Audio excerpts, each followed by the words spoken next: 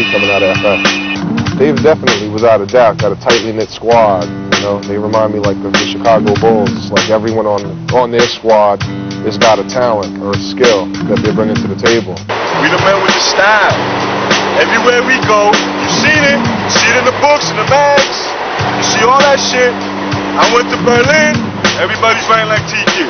He went all over the place, and everywhere he went, they're all writing like Cess. I mean, you know, that goes to tell you something, man, you know? Kids know where the style is at. The FX CREW artists that, like old friends, that just got together and formed like a big movement, you know? And now we have people from Germany, all over, Puerto Rico, all over the world. The thing about New York is, it always has a certain attraction coming back. It's like the atmosphere, it's like the knowledge, you know, everything started around the corner here. And still doing something like a train here is still one of the top aims German writers have. They come over just for doing that, just one train, probably one wall, but that's like the dream of their life, being here and doing it. Lumit, he's definitely one of the most motivated, never tired individuals I've ever met. Can you believe it? Come doing a production with FX after like 2 years? Ooh, with the infamous Lumit. Graffiti, especially like more the graffiti art we're doing, is something that really keeps you alive. I mean, you're doing something which is a very positive thing. It brings people together, shows them also a direction to go. I mean, that's not something you waste your life. If I wasn't writing graffiti, I'll tell you straight up, I'll be selling drugs, either probably be in and out of jail, or probably be killed by now. Where I came from, man, this is all we had, man. You know, I didn't have them G.I. Joes and good toys and all that shit everybody else grew up with. I had to steal my spray paint, man, and go scribble on a fucking wall, man. It's tough to make it from the ghetto, from down there at the bottom, man. You know, I've been shot, I've been stabbed, I suffered drug addiction, all kind of shit, you know? And through my art, I made it, man. I don't have any other hobbies. Graph is my life. It's what I do. I meet people from overseas with it. It matters to me the way the walls come out. I coordinate this and coordinate that and get down with Seth, Snow, T-Kid, and a few other people. We got Scene painting here with us today. He's one of the guys I definitely looked up to. I used to wake up in the morning, look out the window and shit, and I used to see like different names, man. The Man 550, A1, Tracy 168, Phase 2. That's a long time ago, man. And I said, man, I want to do that, man. You know, I want to put my name on a train.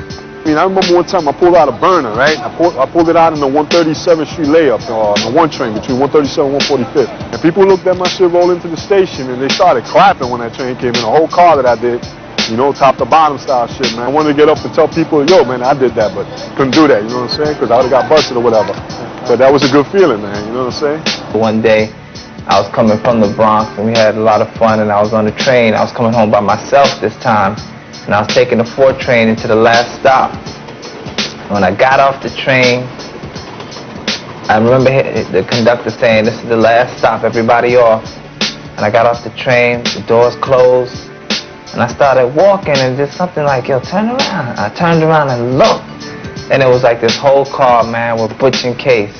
I was like, this shit is it. You know, growing up in New York, you know, you couldn't help but see, you know, the writing on the walls and the trains running all the time, and you wondered, you know, who the hell was doing that there? When you started to see, it was people you went to school with, people around the neighborhood and stuff like that, and they were into it, and they were somebody in it. You know, you begin to learn and take advantage of what you had around you. And being an artist, you know, I kind of lended myself to that. My boy brought a black book over my house, and that was it. He showed me one piece that an older writer from around my way had done, and that was it. That shit just stuck with me, you could say. You know, I'm still doing it now, like 10, 11 years later. Graph used to take every minute of my life. When I was writing graph, I'll tell you, when I was writing graph, I doodled and scribbled on anything and everything while I was on the phone. When I was in school, all I did was practice graph. On the way to school, all I did was look at graph. It was the bomb back in the day to just bomb and have your name all over the place and be known and be spoken about. I was always doing paintings. I was always painting and doing art and stuff.